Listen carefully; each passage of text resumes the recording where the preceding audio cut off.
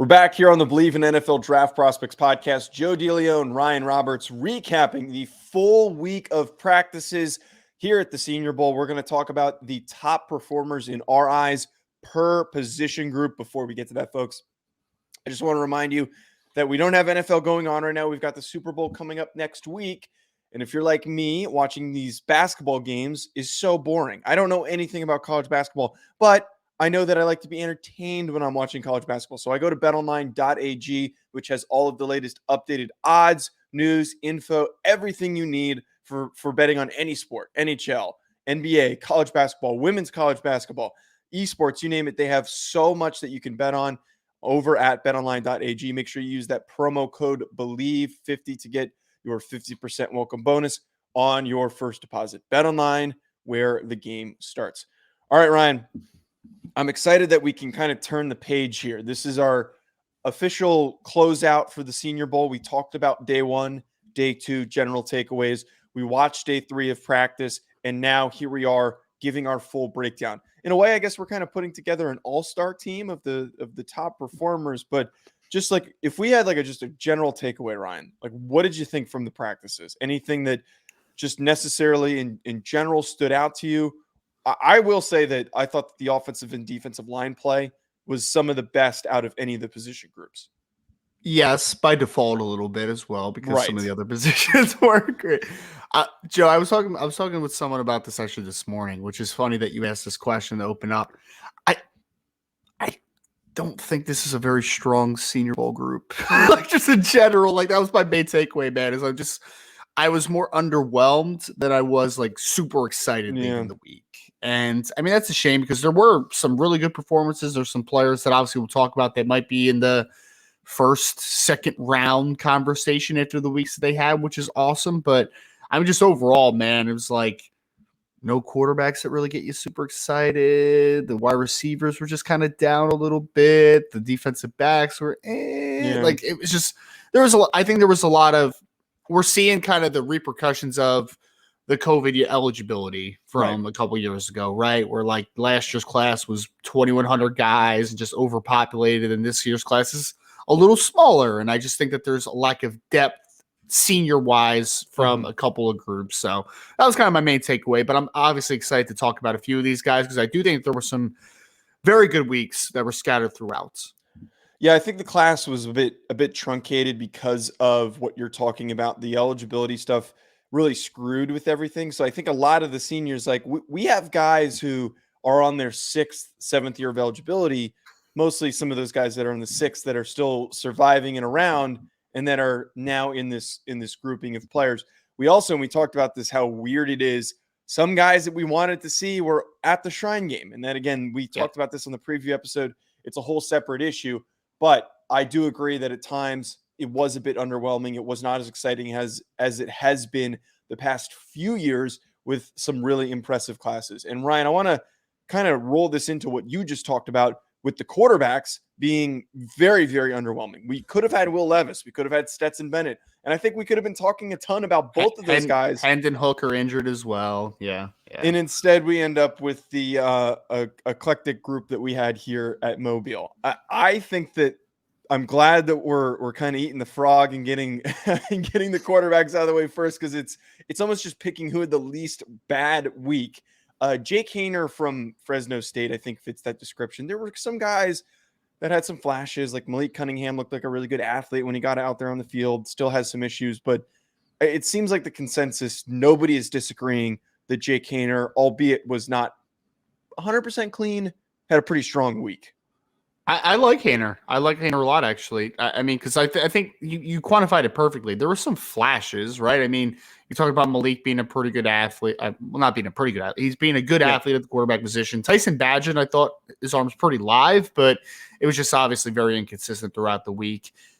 Jake Haener, I think, is going to be a player that is going to be on an NFL roster for the foreseeable future and be a really good backup. That's what I see with Jake Haener. He's not the biggest guy in the world, but his arm is sufficient. It's pretty solid arm strength. I think he's a pretty nice mover as well. He can get out of the pocket a little bit when he needs to, but he had a lot of conviction with what he was doing. going through reads, getting the ball out, and not making stupid mistakes, right? Like, that's what you want from a backup type of quarterback. And I think that's what you saw from Jake Haener. Like, he doesn't make a ton of mistakes. He's got some pretty solid arm talent. I like Jake Haener. I really do. I feel like we would be talking about him a lot more if he wasn't banged up most of the year at Fresno State. But I think he's a good football player, and I think that he ends the week as the top quarterback pretty convincingly in my eyes at the Senior Bowl. And I think that he did himself well as far as being a draftable player. And then I think that he has a niche where he's at least going to be a very good backup for a while. Yeah, and I think it also benefits Haener.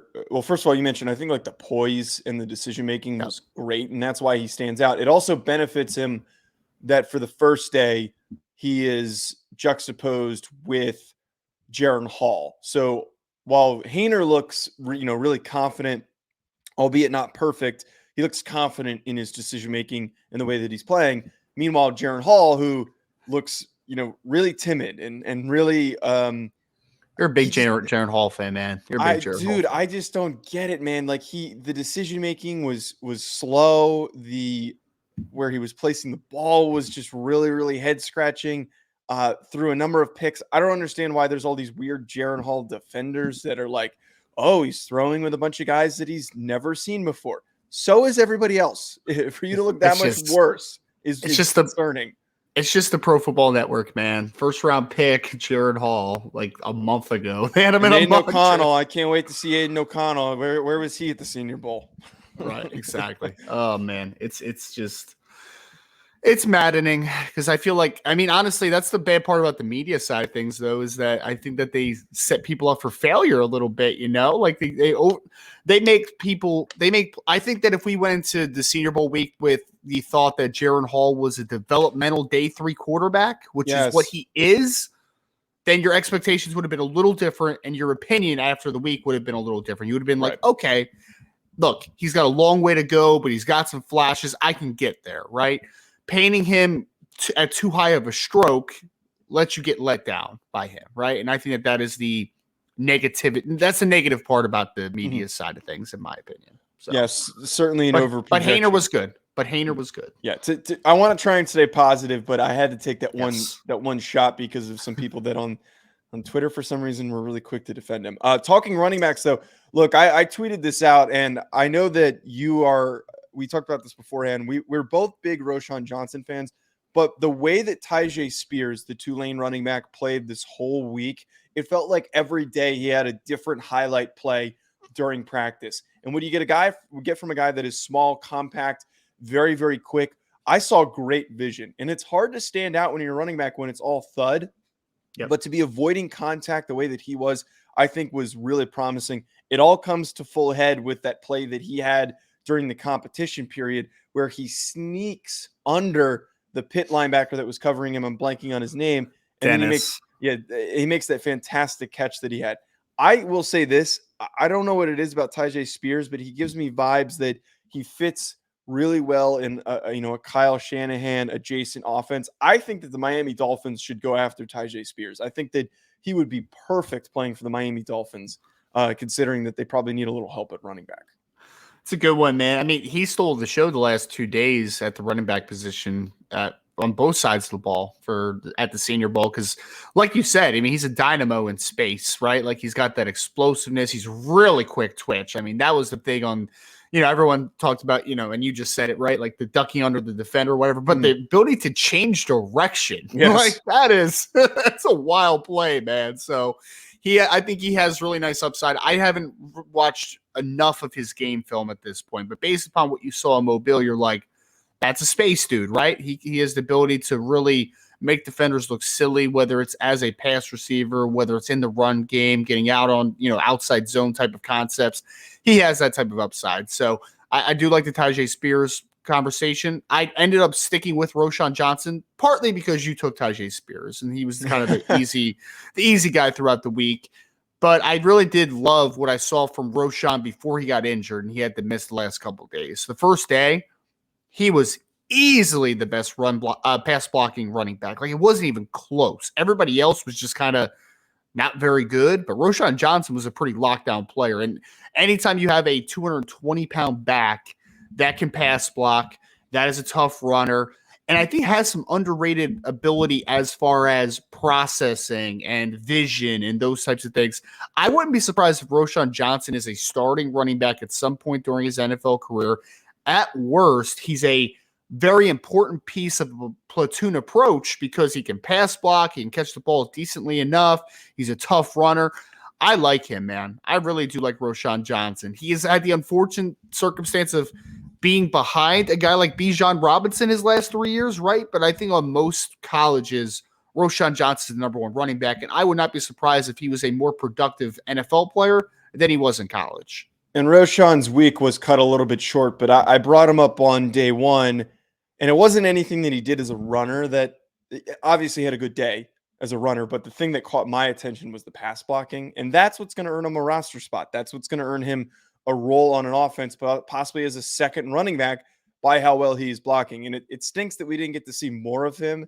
And I think that's why he's not getting brought up enough now at the end of the week, because Taija had the whole week to work with.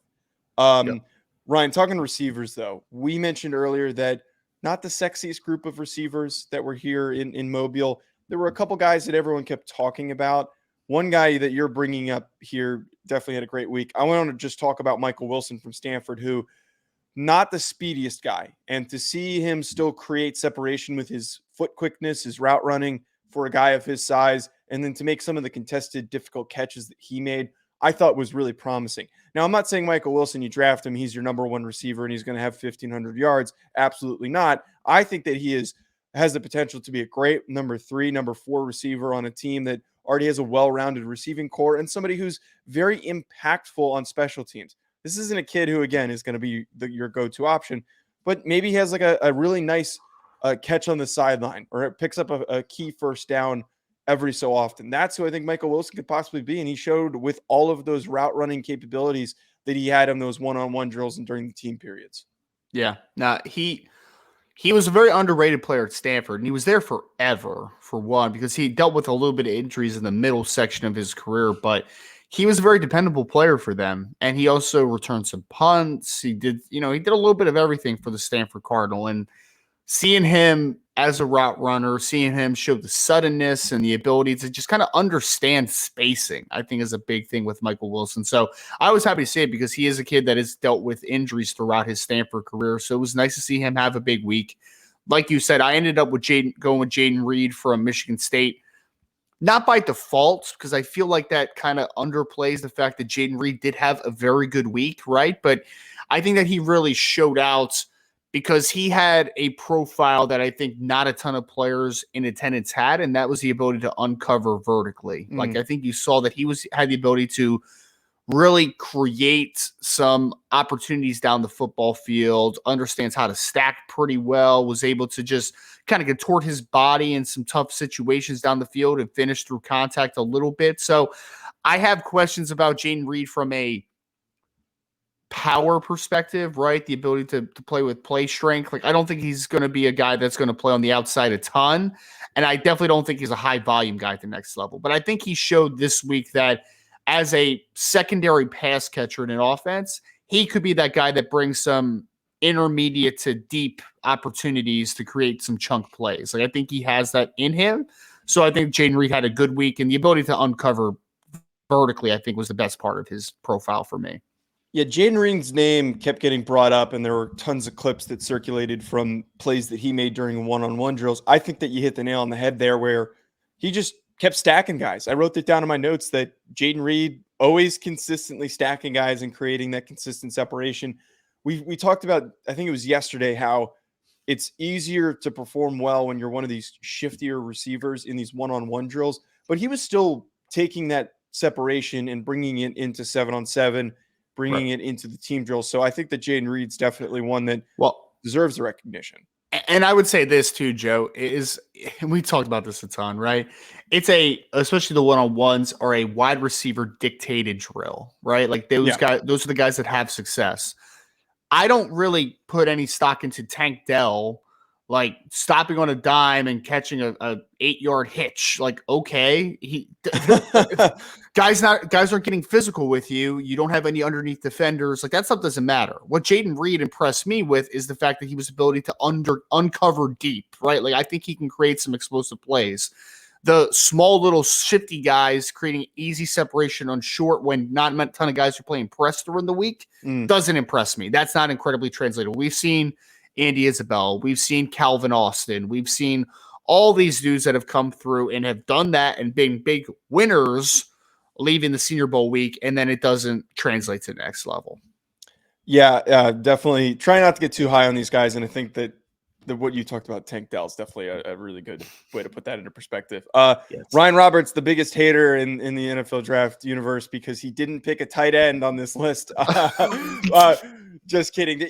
I understand why you didn't put a tight end down because we were saying before we started taping, the tight ends were underwhelming. You know, the tight ends were just kind of there. There was more guys that I had question marks about after the week than I did coming into the week.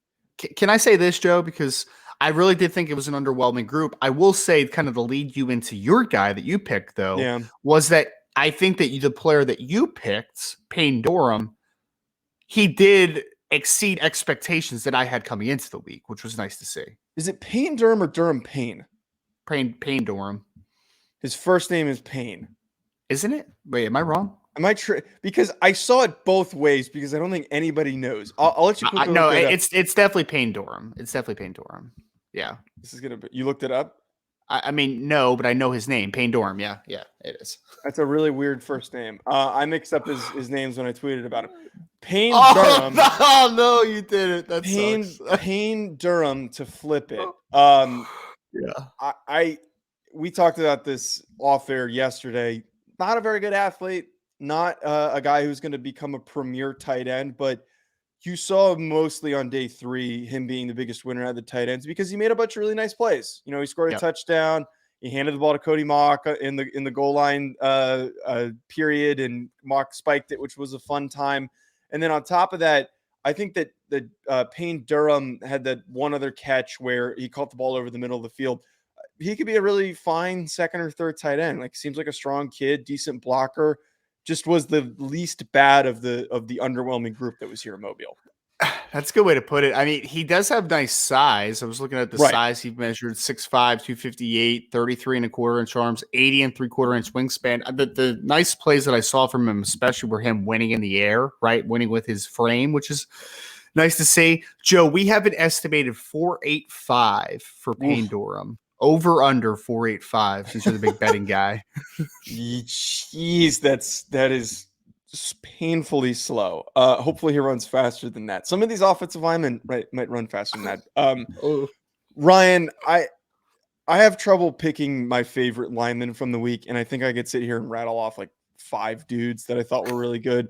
Just a quick shout out to Steve Avila, who was really, really nice this week, who we're not going to end up going in on. 2 guys that I want to bring up, and then there's a third guy that you're going to bring up. Do you know Steve Avila's real name, by the way? Do you know his real name? It's Esteban, right? Steve Avila. Yeah. Good job. He has an awesome name. Yes. 2 guys, though, that I think deserve the most recognition were on the American squad. Matt Bergeron, the Syracuse left tackle, and then John Michael Schmitz, the Minnesota center. So Matt Bergeron, I tweeted about him a bunch, and we've talked about him a ton on the show. He is not the sexiest player. He is not a guy that like a Jaelyn Duncan or like a DeJuan Jones, who when they do things, it's like, wow, look at that rep. But then they'll mess up the next one. Matt Bergeron was just so even keel the whole week and was just so consistent in his footwork. He was consistently winning reps, but not in a manner where, again, that excited everybody. And I think he deserves more recognition for the performance that he had the entirety of the week. I would argue that the way that he performed, I think he very heavily pushed himself in the conversation with a pretty okay tackle class this year. He might be a late first round pick, early second round pick with the way that he looked. And that's kind of where we graded him at the beginning of the season. So I think that Matt Bergeron belongs in that conversation. John Michael Schmitz might have earned himself the top center billing in this class the way that he looked this week. And I was a little low on him. I think he already answered a lot of the questions that I had with his play strength. But, man, the footwork, the consistency, overall just a really well-rounded week, and it benefits him that Ricky Stromberg was not here for him to go up against. Yeah. I think that, I think there's a legitimate conversation that you could say that John Michael Schmitz was the best football player in attendance this week. Dominant start to finish. He won almost every rep he had all week, and he showed good athleticism. He showed good play strength. Like, he was just locked down for the American side of things. And I think that you portrayed it perfectly for Matthew Bergeron. He has some chaotic feats at times, which is a little maddening, but he has really nice foot quickness. And I think he showed more core strength than I thought he was going to have. I thought he struggled a little bit on film, with anchor. Didn't think he had the best anchor in the world. I didn't think that really popped up as an issue this week. I think he showed the ability to sit down on power. I like Matt Bergeron, man. Like, he's a really good football player. Top 50 pick, I believe, after this week that he had. I think there were 3 offensive tackles that had a chance to rise in this class that were at the Senior Bowl, that were kind of in a group all together. I'm going to talk about Jaelyn Duncan in a second out of Maryland. Mm-hmm. You just talked about Matthew Bergeron out of Syracuse. Blake Freeling from BYU was another guy who did not have a great week. He didn't. No. A developmental kid did not have a great week. Jaelyn Duncan, though, I thought when he was at left tackle this week was phenomenal, dude. Like, really good football player. Really was. When they moved him to the right tackle, he was not comfortable, like, at all. Not even close.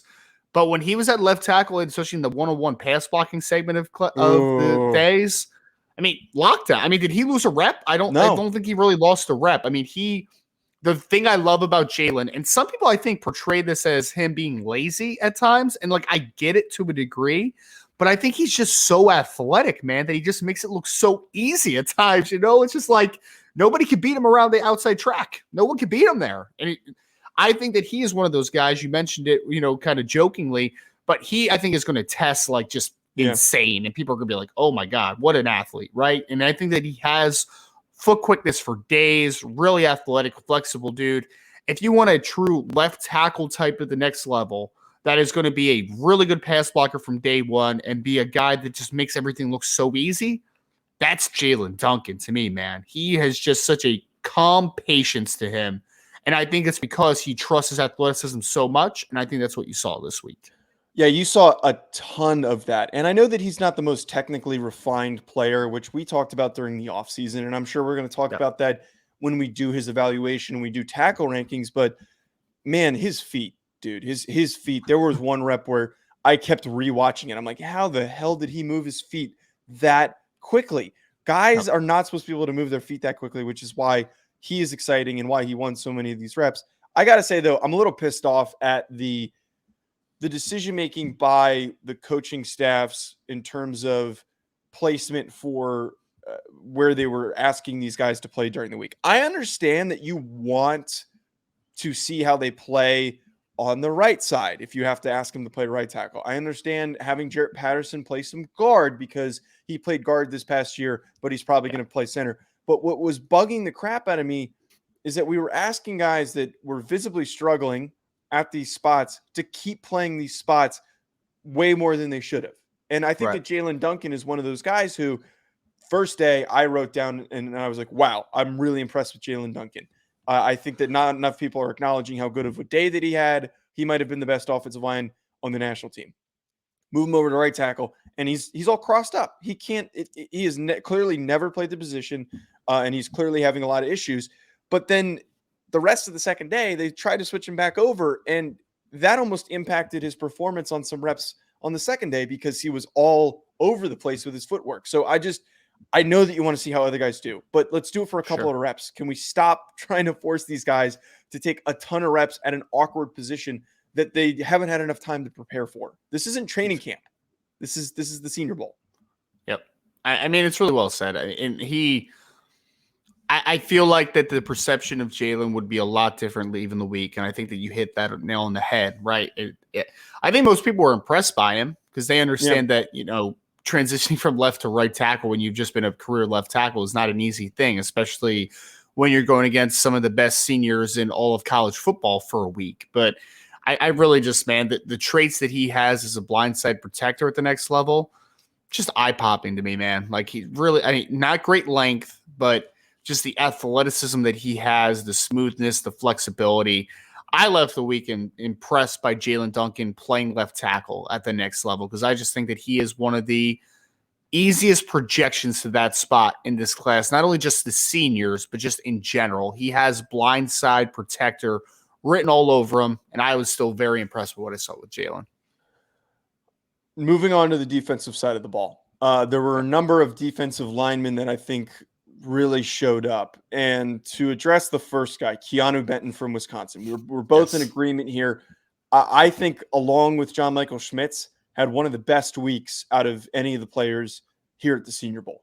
The guy was unblockable on day one. I think he kind of came back down to earth by day 3 on some of these plays, but still, what we witnessed, him not playing nose, playing more as a 3 technique, the power, the length that he has, the reach that he has to almost one arm a couple of guys the way that he finished some of those reps, but just the aggressiveness, man. It's really exciting to see. And heck, dude, I think that he has, with a meteoric rise, he might be like a late first-round pick now, the way that he looked this week. I mean, Keanu was a butt kicker all week, man. I mean, there's no other way to put it, Joe, because you saw like all the things that you expected as a nose tackle coming out of Wisconsin, right? He's a big physical kid, wasn't really moved much at the point of attack. He just has incredible anchor, incredible power profile. He's a former all-state wrestler in high school, all that great stuff. Like, he plays the leverage battle. But this week, you saw a little bit of his pass rush upside get unlocked, and you saw some club rips. You saw some arm overs. I mean, he was dominating some dudes in the one-on-one pass rush. And it wasn't just like slow wins, right? Like, where he gets into his chest, drives back a little bit, and then is able to disengage the last second. Like, he was winning quickly off the snap. So if you want a kid that is going to have the ability to play nose, but also move all the way out to 3 and maybe some 4-4-eye stuff and impact the passing game from all of those alignments, I think that Keeanu Benton is a player that's at the next level. You're going to get all the things you saw from Wisconsin, but I think the pass rush upside is something that you're going to tap into more and more during his NFL career, because I'm not going to say he was misused at Wisconsin, but I think that he was, though. Like, he was being pigeonholed. I just don't think they tapped into his pass rush upside, right? Like, he was still a very good player at Wisconsin, but there is a much higher upside from a penetration perspective that you can get out of Benton, and I think that you saw it this week in Mobile. I also want to bring up Northwestern defensive lineman Ade Odeboare, and I was telling you beforehand, I'm kicking myself a little bit for not bringing him up sooner because he caught my eye. I wrote him down, and then I just was too focused on some of these other players.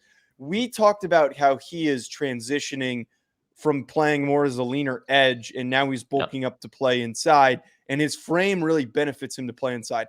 We're talking here about Keeanu Benton. I don't know if there was anybody who was more unblockable than Ade Odeboare. I know that Keanu had a great week, but in the team drills, in the one-on-ones, and then he decided to wrap things up with a nice bow when he drove Jarrett Patterson's ass all the way back into where the lap of a quarterback would have been standing. Odeboare, man, was so freaking fun to watch. And he was one of those guys that just was building momentum. You could see that he was getting more and more confident as the week progressed, and he wasn't messing with anyone. I'm a big fan of what he did. I have not evaluated him for a final evaluation, but I'm curious where he's going to fit in this class after the way that he performed this week.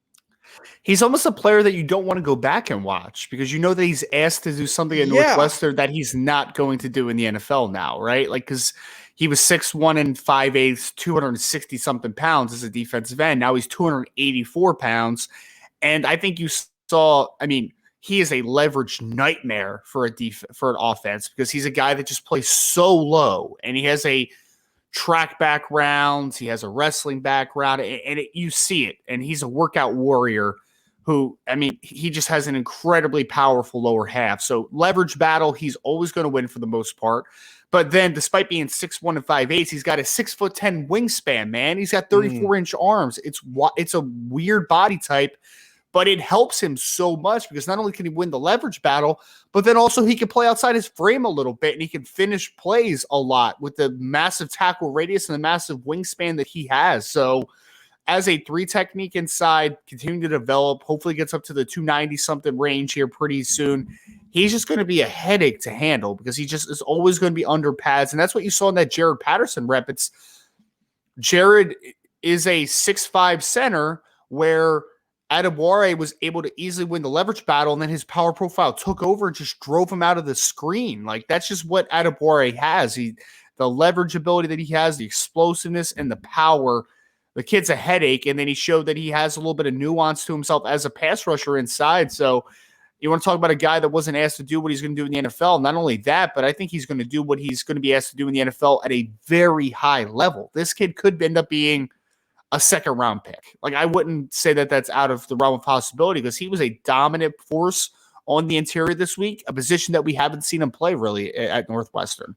So another guy who played a different position this week than he was used to playing, and we talked about the importance of Will McDonald looking really, really clean out there now that he's not being asked to play that, that awkward 5-tech, that outside big man rusher spot, which is not him. You were really impressed by him, though. I think that might not have been the flashiest player of all the guys on the defensive line that everybody was clamoring about, but he still, I think, earned his way by answering those questions of, can he make that transition? I mean, and him weighing in at 241 pounds was a big step because he's got those 35-inch arms. He's a 6'10" high jumper coming out of high school. Just a freak athlete, man. And you saw this week, I mean, there were some reps where, one, his flexibility is insane. Like, his bend is insane. Like, there's some times where, like, it looks like he's about to lose his balance. He's about to fall down. And then he just regains it so quickly just because he's just got such a flexible lower half. You saw him hit the spin this week. You saw him hit the inside counters. You saw him be able to rush outside the track.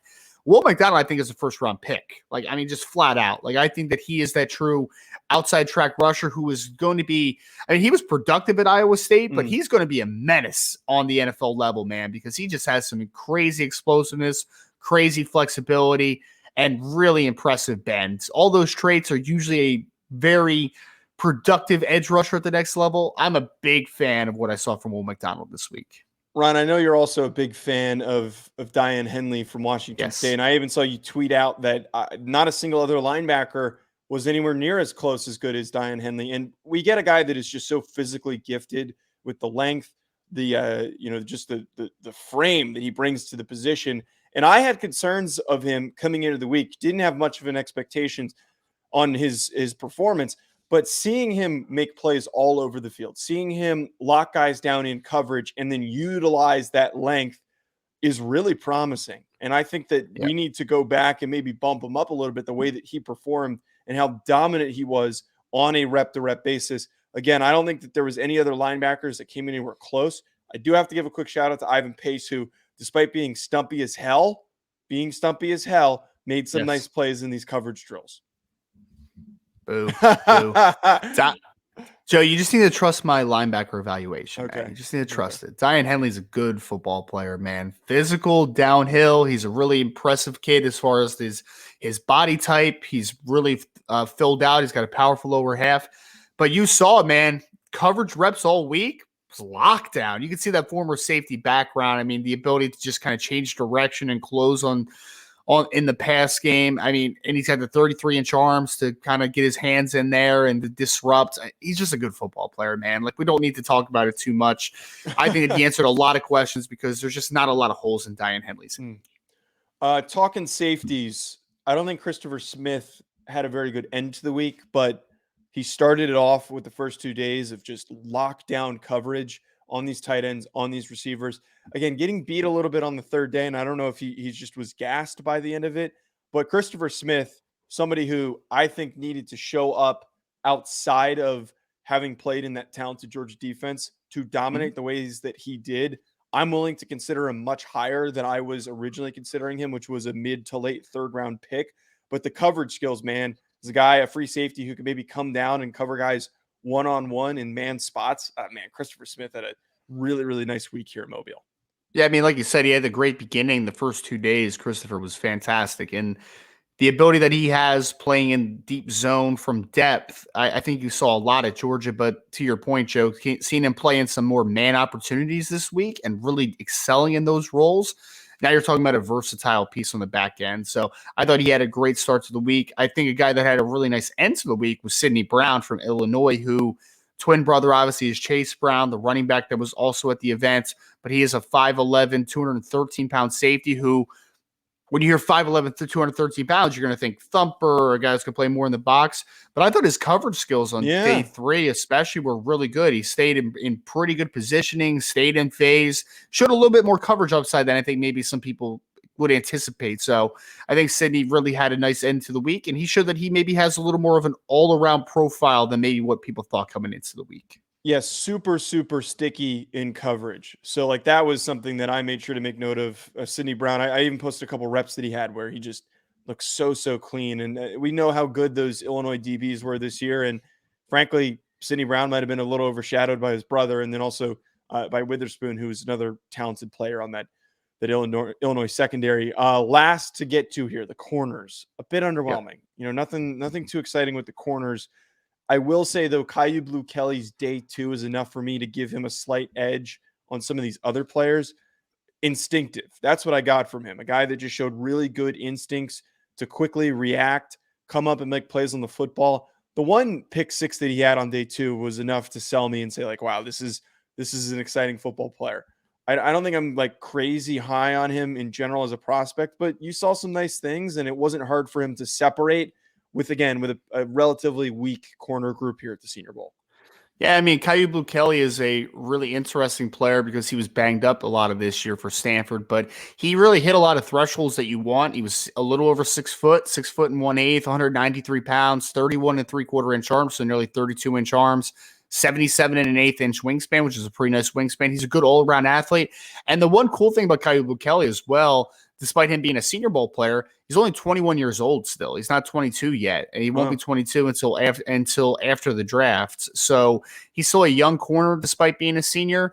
I went with a really tradesy player that I thought had more a good beginning of the week than maybe end of the week. I wouldn't say he was bad at the end of the week, but I just think his impact was felt more early on in the week, and that was Julius Brents out of Kansas State, who is one of the most physically imposing corners you'll see. I mean, he's 6'3", 202 pounds, 33 3/4 inch arms, 82 7/8 inch wingspan, man. That is just bonkers. I mean, and really good athlete, though. I mean, I think his long speed is good. I think it's sufficient. I don't think it's great. But the change of direction that he has for a corner his size, I think, is really impressive. So I think that Julius Brents ends up going a lot earlier in the draft than some people anticipate. But I think that in a weaker cornerback group at the Senior Bowl, I think we got a couple good players in Caillou Blue-Kelly and Julius Brents. They were definitely fit a profile that you look at and say there's a lot of upside on the next level for both players. I'm excited to dig in on Brents because of how big he is. I don't know what it is. I always get obsessed with big corners, but yeah, I definitely think that Julius Brents deserves a little bit more recognition. That's a good note to wrap us up on. At Joe DeLeone, at Rise and Draft. Folks, thank you for tuning in. Make sure you hit subscribe. We're going to be turning the page, and I think the next position group we've got is running backs, so stay tuned for that. More coming. Enjoy the rest of your week.